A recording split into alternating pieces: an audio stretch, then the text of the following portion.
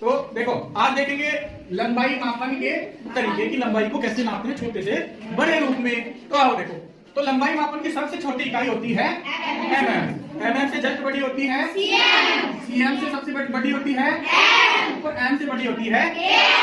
अब देखो जनरली अपन नॉर्मल ये पढ़ते हैं कि मीटर है, किलोमीटर, उससे पहले भी होती है mm और सेंटीमीटर। देखो इनको हिंदी में क्या बोलते हैं? mm को बोलते हैं मिलीमीटर, cm को बोलते हैं सेंटीमीटर और m को बोलते हैं मीटर और इसको बोलते हैं km को किलोमीटर। अब देखो कैसे क्या होता है जब ये mm, जैसे mm बहुत छोटी इकाई होती है, 1 mm, 2 mm, 3 mm, 4 mm, 5 mm, ऐसे करते करते जब 10 mm हो जाती है, तो 10 mm अगर हो जाती है तो 10 mm को डायरेक्ट अपन क्या बोल देते हैं? 1 सेंटीमीटर, 1 cm। ठीक है, फिर देखो अगर ये 1 सेंटीमीटर, 2 सेंटीमीटर, 3 सेंटीमीटर ऐसे करते करते अगर ये 100 सेंटीमीटर हो जाता है, तो 100 सेंटीमीटर किसके बराबर हो जाता है?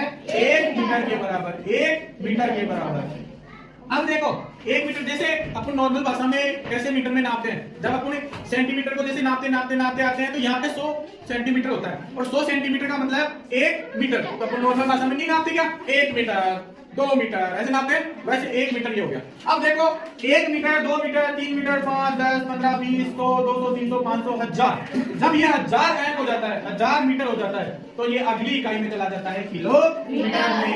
1 किलोमीटर हो जाता है। इस प्रकार से कुछ ये बेसिक अपनी इकाइयां हैं, इससे बड़ा भी होता है कोस वगैरह ना। तो देखो इसकी बेसिक इकाइयां क्या हो गई? mm, cm, m और km, मिलीमीटर, सेंटीमीटर, मीटर और किलोमीटर। जब अपन कहते हैं कि मैं यहाँ से वहां जा रहा हूँ तो ये 1 किलोमीटर है, 2 किलोमीटर है, 20 किलोमीटर है, तो अपन उसको किलोमीटर में मापते हैं।